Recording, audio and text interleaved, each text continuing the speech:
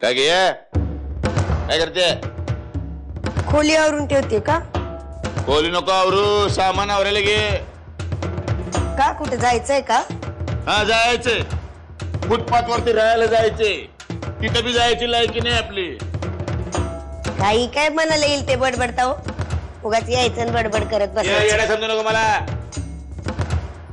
इकडे बघ. नरसिंह दादांनी आपल्याला ताबडतोब घर सोडायला सांगितले. मला म्हणलं रमावतीला जाऊन राहा दोघं बी कायमचे. डोकं बी का नाही ना फिरलं तुमचं? कळतंय का काय बोलताय ते? हे सगळं तिथे जाऊन बोलायचं नरसिंह दादा समोर. डोक्यात त्याचे फिरले, माझं नाही. तुमच्याच घरातनं तुम्हालाच कोणीतरी घराबाहेर काढतंय आणि तुम्हाला काहीच वाटत नाही त्याचं? काय चाललंय काय या घरात?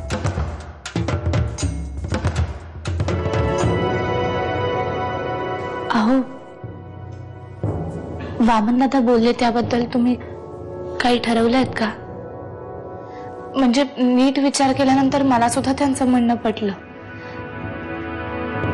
परशुदादांना काहीतरी शिक्षा झालीच पाहिजे. काही असलं, किती त्रास होत असला तरी त्याला अद्दल घडवण्याची ही वेळ नाहीये जानकी. तुम्ही वामन दादांचं म्हणणं पुन्हा एकदा नीट ऐकून तरी घ्या ना. त्या दिवशी तो काय म्हणाला हे आपण सगळ्यांनीच ऐकलंय ना.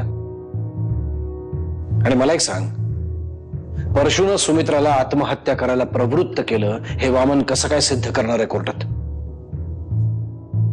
परशुचं लग्न होऊन 1च महिना झाला तरी सुमित्रा आणि सुगंधा एकत्र नांदत होत्या ना आनंदात. तो काय प्रवृत्तीचा माणूस आहे हे आपल्या सगळ्यांनाच माहिती आहे.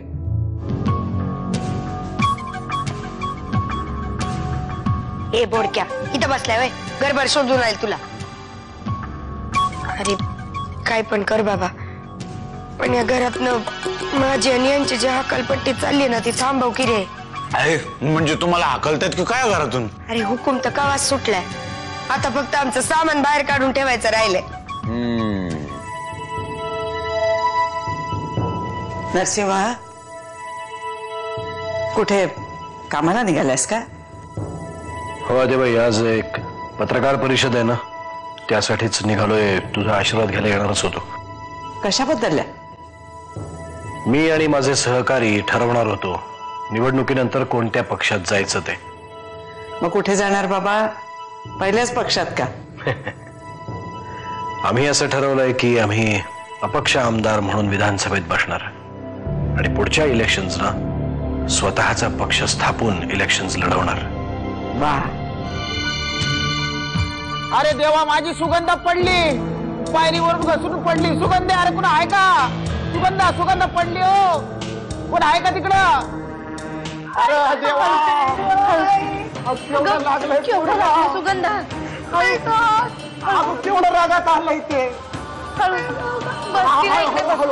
तिला बसवा इकडे. तुम्ही घरात सगळ्यांना सांगितलंय ना की तुम्ही परशु भाऊजींवर केस दाखल करताय म्हणून? सांगितलं तर सगळ्यांना सांगितलं. सगळ्यांनी त्याच्यावर स्वतःची विशेष टिप्पणी सुद्धा दिली मला. नक्की काय झालंय मला नीट सांगाल? अपमान झालाय माझा. कारण मला कितीही वाटत असलं ना तरी माझं वाटणं इतरांना पटवून देण्यामध्ये कमी पडलो मी ना, अपयशी ठरलो. पण भाऊजींनाही नाही पटलं. त्यांनी तर आदेशच दिलाय, यापुढे ह्या घरात हा विषय बंद. परशु असा मोकळेपणाने फिरूच कसा शकतो? त्याला शिक्षा व्हायलाच हवी होती. तुम्हाला वाटतंय ना की त्यांना शिक्षा व्हायलाच हवी? मग हो, त्यांना शिक्षा व्हायलाच हवी. वाटलं तर आपण काही वेगळे प्रयत्न करू. कुठलेही वेगळे प्रयत्न करण्याच्या मनस्थितीमध्येच नाहीये मी सध्या. असं का बोलताय तुम्ही? हे बघा, मी तुमच्या पाठीशी उभी आहे. सगळं व्यवस्थित होईल. तुम्ही आता शांतपणे बसा. मी तुमच्यासाठी चहा घेऊन येते.